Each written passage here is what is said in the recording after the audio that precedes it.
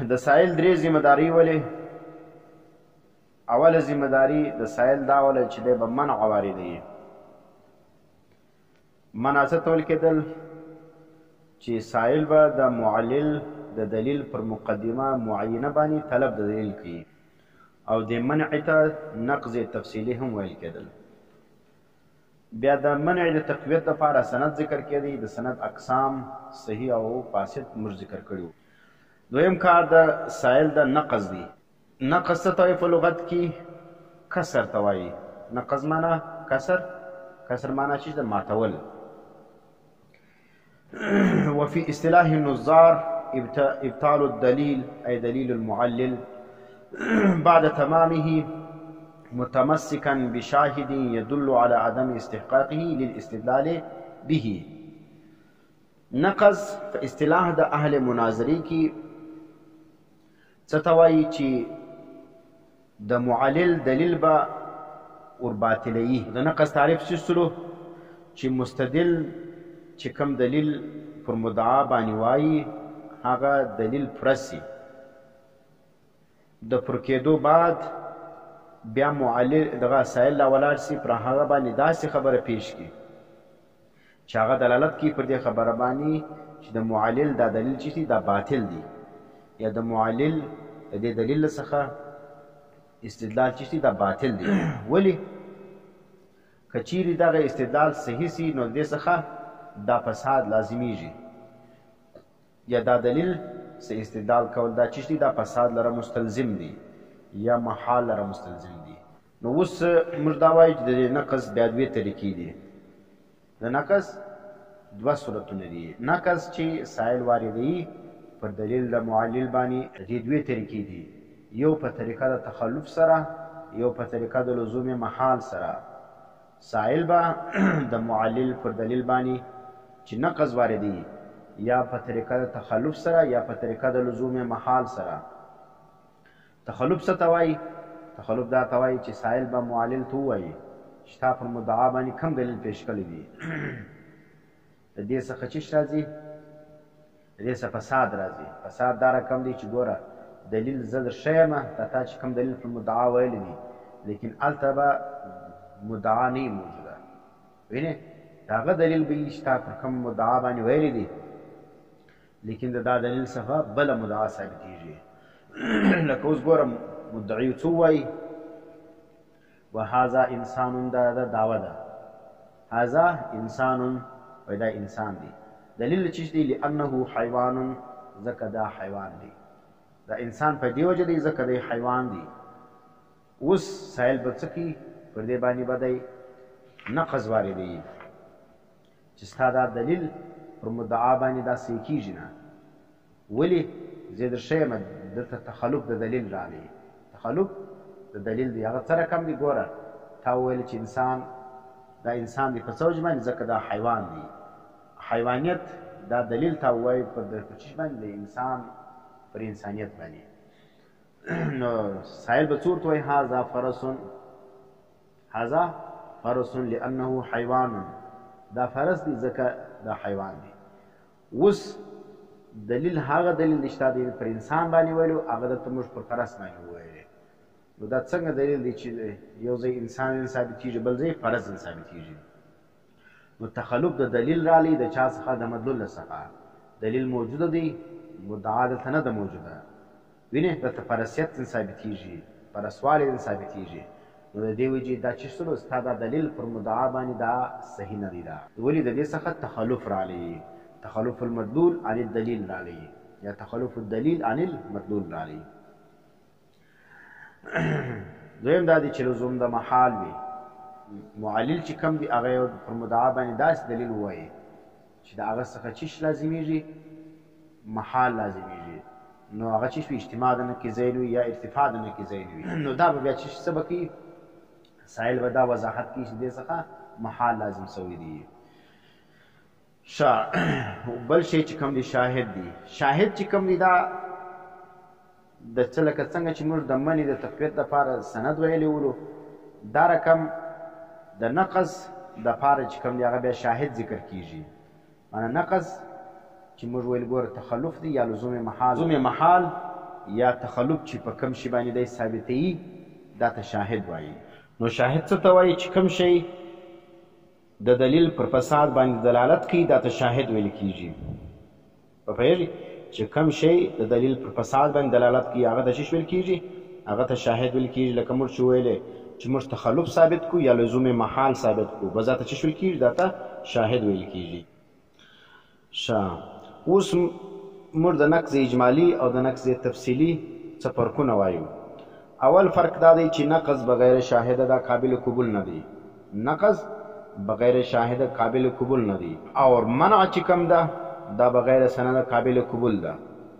دویم فرق دا دی چې په منع کې طلب وي چې سائل دا ظاهري وي چې دا مقدمه زما په نظر باندې صحیح نه ده، او په نقض کې ابطال وي او ابطال په دعوه کې دعوه بغیر دلیل دا مسموع نه وي.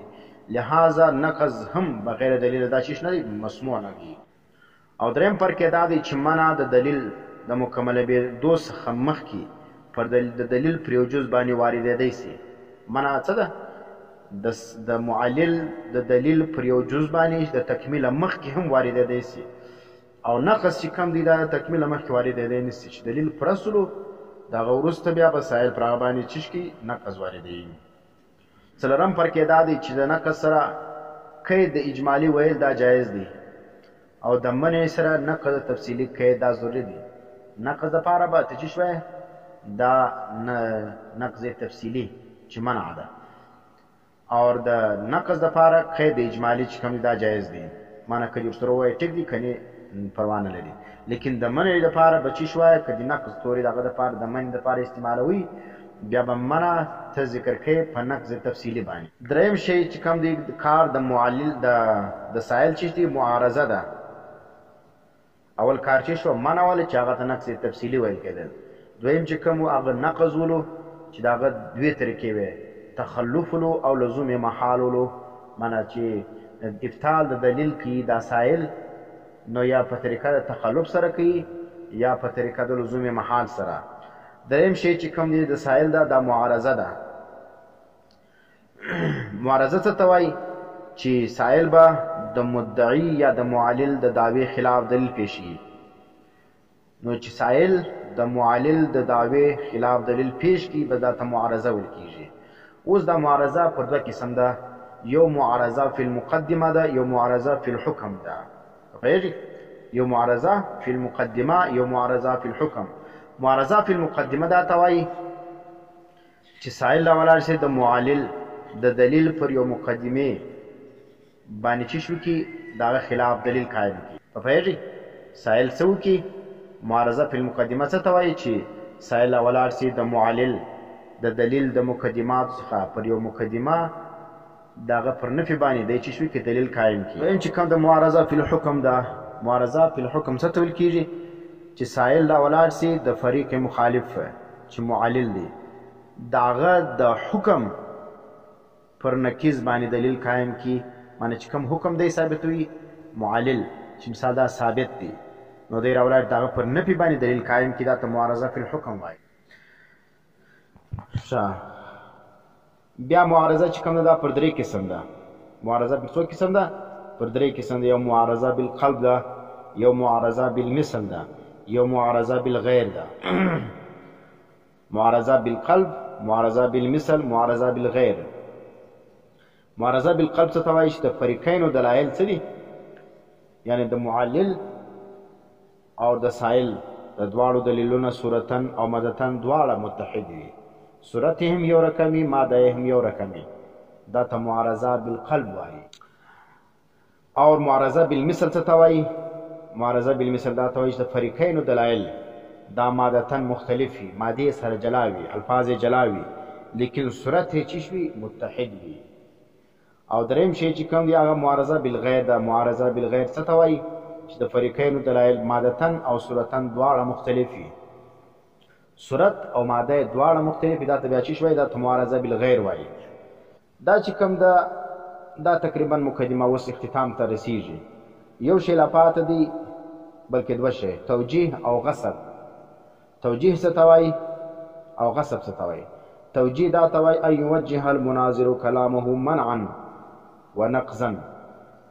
توجیه دا ته وایي چې مناظرین راولاړ سي یو بل ته کلام متوجه کي په طریقه سره د منع یا د نقض. نو توجیه څه خلاصه توجیه دا ده چې مناظرین خپل کلام فریق مخالف ته په طریقه د منع د نقض او معارضې سره متوجه کي. منع پکې مناظره کوله نو دی به څه کوي دا سائل به منع واردوي، نقض به واردوي یا به معارضه کوي. آخري شی چې کوم دی هغه موږ وایو غصب. غصب څه ته وایي چې د غیر منصب اخیستل. ستا منصب نه ته د غیر پر منصب باندې کښېنې، ته پر خپل منصب کښېنه، د بل پر منصب باندې مه کښېنه. نو اوس غصب څه ته وایي په مناظره کې چې ګوره دلیل ویل دا کار د مجتهد دی. دا دلیل ویل کار د چا دی؟ د مجتهد دی. اوس مقلد راولاړ سي پر مسله باندې دلایل وایي، نو دا کار د ده نه دی. دا دی به خالي د خپل امام کول پیشي په دې باندې چې دا شی جایز دی یا نه دی جایز. اوس تاسو ګورئ زموږ څومره قدر اختلافات د بریلیانو سره دي یا د صوفیانو سره دي. دوی دلته څه کوي؟ دلته غاصبین دي. مسئله د امام صاحب په مذهب کې ثابته ده، فقه په هغه باندې ګواه ده چې دا مسله دا رقم ده. دا مسله امامانو مجتهدینو حل کړې ده چې مثال ذکر په زوره کوه یا سوکه کوه، دا فیصله فقه کوي. علم د غیبو د انبیاو ته حاصل دي که نه دي حاصل، دا فقه فقهاو دا مسله حل کړې ده. دا رقم د اسقاط په کومه طریقه باندې جایز ده، په کومه طریقه باندې ناجایز ده، دا مسله فقهاو حل کړې ده. صحیح سنو. اوس د دې باوجود دا خلک راوړي پر دې مسلو باندې حدیث پیشي، پلان حدیث کې راغلي، پلان حدیث کې راغلي دي. نو سوال د دې صوفیانو څخه تاسو د مختصر سوال وکړي چې په فن د مناظرې کې غصب وایي څه ته؟ تاسو غاصبین یاست. غصب دا ته وایي چې منصب د غیر سړی واخلي. نو ته خو څه امام مجتهد نه یې چې ته دلیل وایې په مسله باندې. اوس پر اسقاط باندې دي دلایل وایي څه کوي؟ قرآن کې راغلي دي، حدیث کې راغلي دي، فلاني کې دا لیکلي دي، فلاني کې دا لیکلي دي. وینې؟ نو قرآن او حدیث دلایل په مسله باندې پیښول دا کار د مجتهد کار دی. دا کار د چا دی؟ دا د مجتهد دی. دا ته چې د هغه د تقلید دعوه کوي چې ته د هغه مقلد یم، نو د هغه څه به دا صرف ثابتوي چې هغه وایي ذکر بالجهر مستحب دی که ناجایز دی. که په فقه کې تا دا حواله پیدا کړه بس تا مسله ثابته ده. اوس په دې باندې د حدیثو دلایلو ضرورت نشته. دا صوفیان وګوره، دا بریلویان اکثر مسایلو کې دي خپله مجتهدین د ځانه جوړي، پر مسایلو باندې د چیش کی دلایل وایي د قرآن و سنت څخه. ځکه د امام صاحب د مذهب دعوی کوي ځان ته اصلي حنفیان دی وایي چې موږ اصلي اهل سنت یو، مدافعین د اهل سنت او مدافعین د امام ابو حنیفه د مسلک یو. نو امام ابو حنیفه چې کوم دی هغه دی په د بدعات کې پرېښی دی. ځکه امام ابو حنیفه د بدعات څخه بری و. بدعات نه کول چې دا مسجدو کې دا خلک چې کوم دا رقصونه کوي. اوس دا رقص په باره کې تاسو وګورو ته امام صاحب دا چیر لیکلی دي یا امام ابو یوسف صاحب، امام محمد صاحب دې یو قول پیش کړي تاسو چې هغه ویلي چې دا د کوم رقص تاسو مسجد کې کوي. ول ته خو د هغه تقلید دعوه کوې، مقلد یې، نو ته به څه کوې؟ ته به پر دې مسله باندې دلیل نه وایه، ته به صرف د خپل امام کول پیښې. اوس به دې مسله مې خلاص شولو. نو دغه مسایلو کې اکثره مسایلو کې چې دغه د اجتهادیات سره تعلق لري یا هغه امامانو فقهاو مسلې حل کړي وي، په هغه باب کې چې کوم دي د صوفیانو د بریلویانو او د نور اهل بدعات څخه به تاسو دلایل نه غواړئ چې دلیل پر دې پیش کړئ. قرآن کې څه راغلي دي، حدیث کې څه راغلي دي. څه دوی خو مجتهد نه شي په دې باندې دلیل وایي. دته به دا وایي چې امام ابو حنیفه چیر لیکلي ده. زموږ په فقه کې دغه رقص، دغه رقم طریقه د اسقاط، دا رقم ذکر او دا رقم دا میلاد دا چیر لیکلي دي جایز دي. بس دا ته دی بیا درېږي. ولې دی غاصب جوړ شوی دی په دې صورت کې؟ دی راولاړ شوی دی، مقلد دی او منصب د مجتهد یې شامل کړی دی او د دې اجتهاد څوک مني نه. نو په دې وجه باندې دې سره به دلایل څه نه وایست؟ دې سره به که د قرآن د سنت دلایل نه وایست، دې سره به څنګه وایست چې دا د امام ابو حنیفه په فقه کې دا ثابت کا. دلته چې کوم مسله کتاب ذکر کړی ده هغه دا ده چې ګوره د زهار یو مسله ده چې یو سړی راولاړ سي خپلې ښځې سره زهار وکړي، نو بیا پر ده باندې کفاره چې کوم ده هغه دا ده چې دی به شپېته روژې مکملوي، د هغه بعد بیا د ښځې سره هم بستري کوي. اوس که سړی راولاړ سو د کفارې په ممینځ کې د ښځې سره وتې وکړه مانه 10 روژې نیولې دي 20 نیولې دي 30 نیولې دي په دا مابین کې دا کفاره کې د چیش وکړه وتې وکړه نو اوس به دی څه کوي دی به د سره څخه 18 روژې دی رانه دقیق نیسي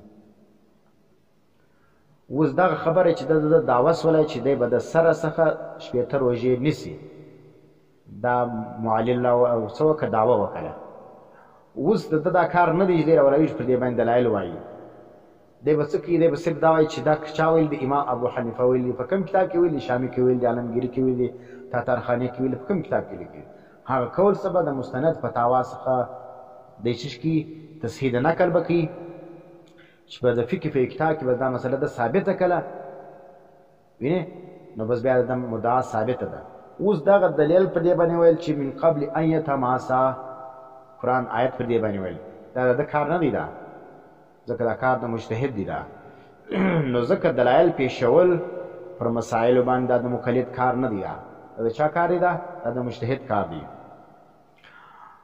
نو غصب چې کوم دی دا بغیر ضرورت جایز نه دی دا او کله کله د ضرورت پر بنیاد باندې چې ستا معلل وینې یا ستا سائل چې کوم دی هغه چی شوي هغه دا رقم سړی وي چې هغه دا شی نه مني نو بیا په دا وخت کې بیا دلایل ویل غصب دا جایز دی بیا دا مقدمه د رشیدیه موږ ویله دا څه اصلاحات ولې یو مختصر بحث لا پات دی اجزا د بحث هغه به انشاءالله بیا سبا ووایو نو په مقدمه اختتام پذیر سي انشاءالله دا مقدمه اخر ته ورسېده د هغه وروسته به بیا ابحاث 9 موږ وایو نه بحثونه دي خلک وایي مناظره دی اسانه کار ده دا خالی مقدمه وه چې د الله 17 درس موږ په دې وویلې د مقدمې بعد نه بحثونه دي بیا یو خاتمه ده د هغه وروسته به نو بیا ستا په دې سر خلاصېږي چې مناظره